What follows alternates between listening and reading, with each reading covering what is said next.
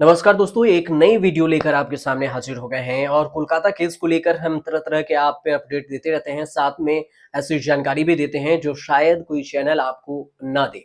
इस पर आपको ये बता दें कि कोलकाता के आरजीकर मेडिकल कॉलेज और हॉस्पिटल में जूनियर महिला डॉक्टर के साथ हुए रेप और हत्या के मामले में हर दिन खुलासे हो रहे हैं। सुप्रीम कोर्ट के मुख्य न्यायाधीश डीवाई चंद्रचूड़ के नेतृत्व वाली 3 जजों की पीठ ने सीबीआई के स्टेट्स रिपोर्ट पर पश्चिम बंगाल सरकार से कई सारे सवाल किए, जैसे कि पोस्टमार्टम रिपोर्ट में समय क्यों नहीं बताया गया, वीडियोग्राफी किसने की, जब शव के पोस्टमार्टम के लिए भेजा गया तो एक चालान भी भेजा जाता है, वह चालान कहाँ है, क्या बिना चालान भेजे पोस्टमार्टम कर दिया गया, अगर ये दस्तावेज गायब हैं तो कुछ गड़बड़ है। ये सारे सवाल सीजीआई ने सीबीआई के स्टेट्स रिपोर्ट के आधार पर किया। फिर कोर्ट ने पोस्टमार्टम की प्रक्रिया को पूरा विवरण देने को कहा। इसे 9 सितंबर को दिया गया। लेकिन सीजीआई के सवाल जवाब से पता चलता है कि हत्या और रेप जैसे मामलों में एफआईआर और पोस्टमार्टम रिपोर्ट कितना अहम हो जाता है। ऐसे में सवाल उठता है कि क्या भारत के सभी राज्यों में पोस्टमार्टम करने का तरीका एक जैसा है? क्यों सीजीआई ने चालान को लेकर कपिल सिब्बल से सवाल पूछा? इस पर कई सारे एक्सपर्ट अपनी राय अलग-अलग बताते हैं, लेकिन टीवी चैनल को दिए एक इंटरव्यू में एक एक्सपर्ट बताते हैं कि पोस्टमार्टम कोलकाता, दिल्ली, पटना या कहीं भी की जाए, प्रक्रिया एक जैसी होती। थाना प्रभारी या एसएचओ अस्पताल प्रबंधन को एक अनुरोध पत्र भेजता है और इस अनुरोध पत्र में मृतक व्यक्ति का पूरा विवरण होता है। बिना अनुरोध पत्र के पोस्टमार्टम नहीं हो सकता।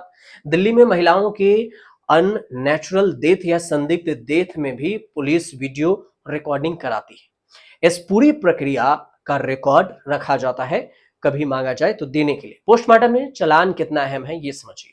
जब शव को मॉर्चरी में ले जाया जाता है तो पुलिस एक फॉर्म भरकर पुलिस को देना होता है। इस फॉर्म में शव का पूरा विवरण दिया जाता है, जैसे कि शव किस स्थान पर और किस समय मिला, उस समय शव पर कपड़े थे या नहीं थे, शव किस हालात में मिला, शव पर क्या निशान थे। ये सारी बातें पुलिस लिख कर देती है और इस फॉर्म में 2 रिश्तेदारों के नाम, पता, आधार डिटेल्स और बाकी सभी डिटेल्स भी होती है। इसके साथ ही एक डिमांड लेटर भी होता है। डिमांड लेटर ये होता है कि जिस पर आप पंचनामा कहते हैं, उसे डिमांड लेटर कहा जाता है।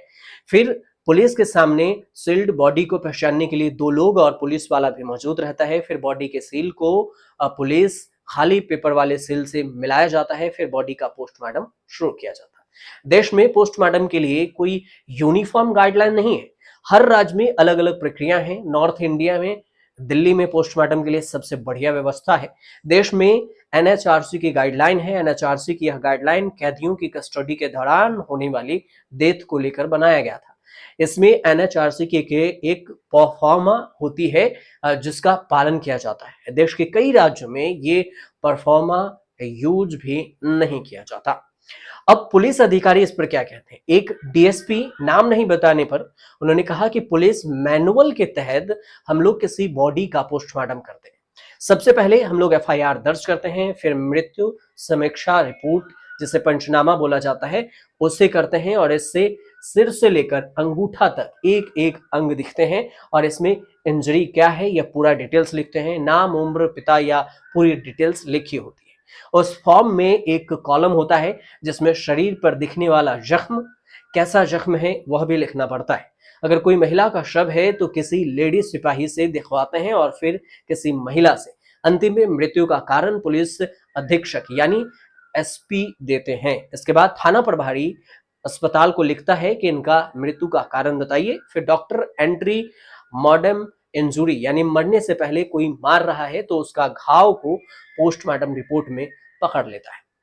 फॉरेंसिक एक्सपर्ट की क्या राय है? फॉरेंसिक एक्सपर्ट कहते हैं कि मौत का सही कारण पता लगाने के लिए उसे शव का पोस्टमार्टम कराना होता है और इस सारी प्रक्रिया को दस्तावेजों में दर्ज कराना होता है, वो भी 5 गवाहों के सामने। इन्हें पंच कहा जाता है और इसमें मौत में दिख रहे कारणों के अलावा घटना स्थल से मिली ऐसी चीजों का सीजर भी किया जाता है जो मामले में साक्ष्य बन जाता है।